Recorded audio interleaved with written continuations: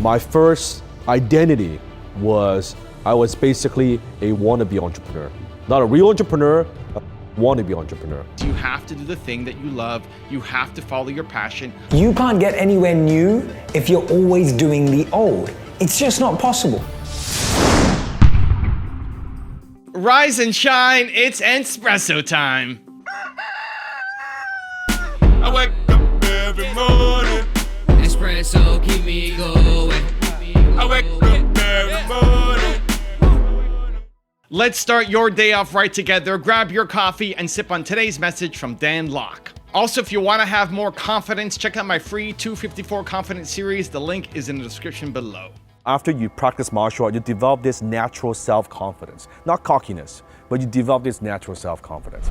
I remember when I was just getting started, my first identity was I was basically a wannabe entrepreneur. Not a real entrepreneur, wannabe entrepreneur. I thought I was an entrepreneur, but I was trying different things and I was starting all these businesses. None of them worked. I was losing a lot of money.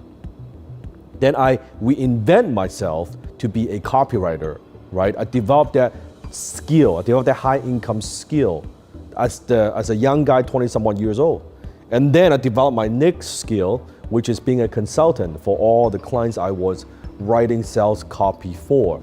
And I was making very good money. As a young guy, 20-somewhat years old, I was bringing in, $200,000-$300,000 a year. That's very, very good money. And most people would stay at that pace, stay in that same spot for a long time, but I didn't. I knew that in order to go to the next level, I had to reinvent myself. And what does it mean to even reinvent yourself? I'll tell you exactly what it means. It means that you have to let go of what has gotten you up to this point and let go and go to that next level. That is a difficult part. It's one thing to let go of things that didn't work for you, but it's a whole other thing to let go of things that worked for you. So what got you here won't get you there. So I was making good money. I had all these clients, and one day I made the decision I didn't want to do that anymore. I had to transition from being just a copywriter or a marketing consultant to being an internet entrepreneur. I needed to make a shift in my identity. And I called all my clients one day and I fired all my clients overnight without knowing what the next step is going to look like. But I knew deep down that I knew that's the right thing to do. How many of you ever had an opportunity that it requires you to take some form of action, to take that leap of faith, but deep down you know that it's scary as but it's the right thing to do? And I did that. And I fired all my clients and I started and pursue my full-time career as an internet entrepreneur. I believe that you have earned the right to follow your passion just by being born. You were born. I believe you should have the right to go off and do whatever it is that you want to do. Now, it doesn't mean you're going to be successful, which I think is at the core of Dane's point here. Just because you are following your passion, it doesn't mean you're going to make money doing it. But I don't think you have to go work a job that you hate for a decade until you earn the right to go off and do the thing that you love. I think in a 2019, 2020 environment, we've proven that it doesn't have to take an insane amount of time for you to achieve financial success. The trick is to figure out how can you combine that thing that you love doing with something that serves other people so that you can make money doing it and it's not just a hobby for you that fills your soul. But I believe that the fastest way to make a lot of money is to be an entrepreneur, not to be an employee somewhere else. And if you want to be an entrepreneur, the lesson that comes up over and over and over and over again from all the people that I profiled is you have to do the thing that you love. You have to follow your passion. Otherwise, think about it. You're going up against people who love the thing that they're doing. You are competing with somebody who absolutely loves this thing, and for you, it's just a strategy. You're gonna lose. The people who love what they're doing will beat you every single day of the week. And so instead of fighting an unfair fight, you want to tilt the odds in your favor and do the thing that you love. Now, I don't know if this is a North American mindset versus an Asian mindset. I just think it's the reality of what we're living in right now. I think people want to be entrepreneurs. People realize that young people can become millionaires super quick, and you don't have to go and work for somebody else for a decade before you've earned the right to do it. I think you were born, you have the right to go off and chase down your dreams. It doesn't mean you're going to be successful, but you have the right to go off and chase it down. One other quick point Dane made was that because you're following your passion means you're going to stay inside your comfort zone. Maybe that's a personality thing. I'm coming on the exact opposite. I think by following your passion, it forces you to do the things that are crazy, that are outside your comfort zone, because otherwise you would quit. It reminds me of a famous Steve Jobs quote. People say you have to have a lot of passion for what you're doing, and it's totally true. And the reason is because it's so hard that if you don't, any rational person would give up. It's really hard, and you have to do it over a sustained period of time. So if you don't love it, if you're not having fun doing it, and you don't really love it, you're going to give up. And that's what happens to most people, actually. If you really look at the ones that ended up, being successful, unquote, in the eyes of society, and the ones that didn't, oftentimes it's the ones that are successful loved what they did so they could persevere when it got really tough. And the ones that didn't love it quit because they're sane. Right? Who would want to put up with this stuff if you don't love it? So it's a lot of hard work, and it's a lot of worrying constantly. And if you don't love it, you're going to fail. So you got to love it. You got to have passion.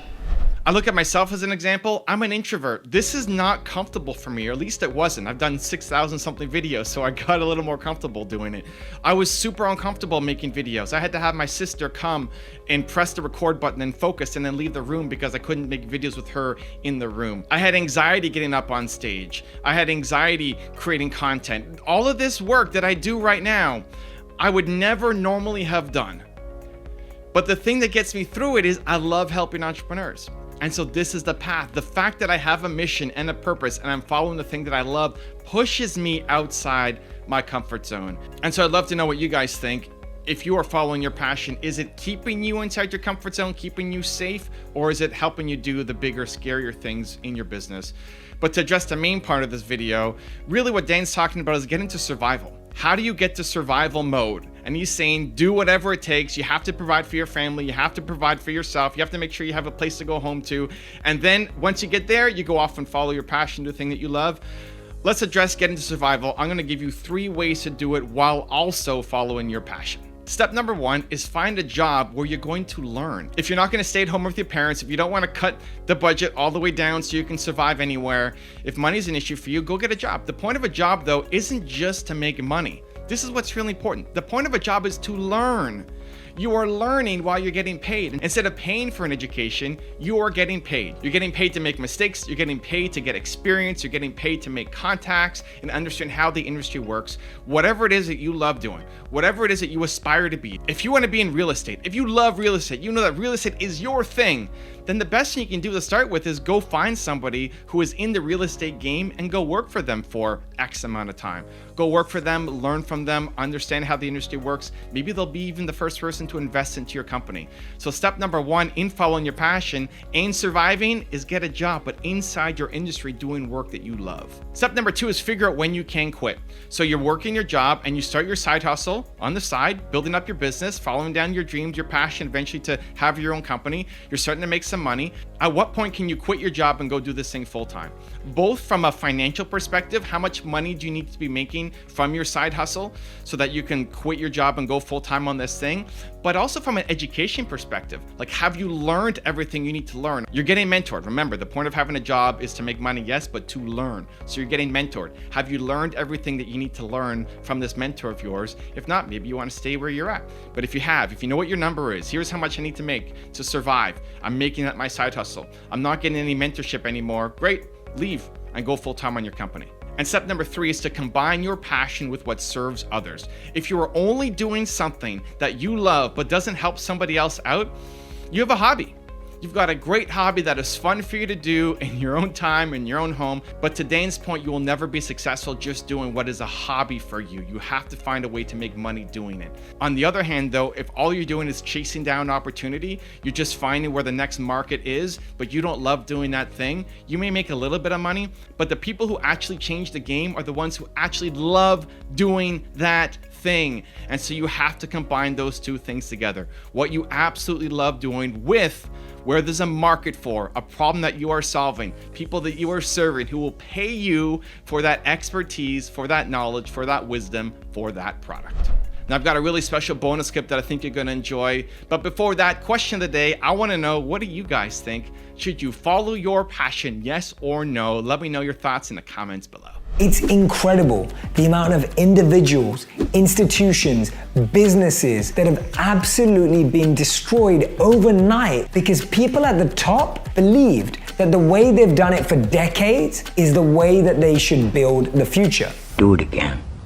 Remember, you can't get anywhere new if you're always doing the old. It's just not possible. One of my favorite examples is about this company that had the biggest market share. They had this opportunity to buy an upcoming business. That business at the time was valued at around $50 million. This large company could have bought this small company for $50 million. They said no. They turned it down. They didn't believe that streaming and online movies were the future.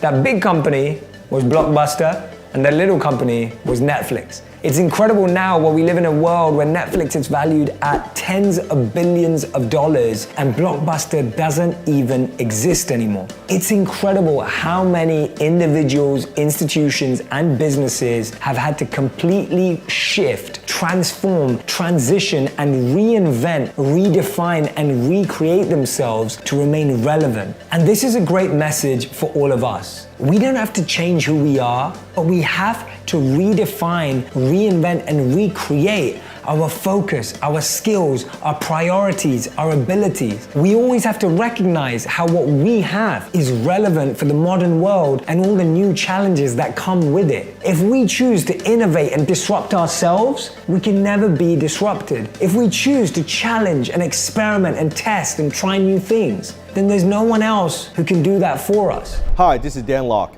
If you're a fan of Evan's work, if you want to know exactly how to model my success, I want to invite you to join me for a special online training. All you have to do is click on the link below. You can join me for absolutely no charge. So click on the link below and I will see you in class. And if you want more Dan Lok, check out the ideas versus execution video we did on him. The link is right there next to me. I think you'll enjoy it. Continue to believe, and I'll see you there. The only difference between me and everybody else, I can execute better than most people.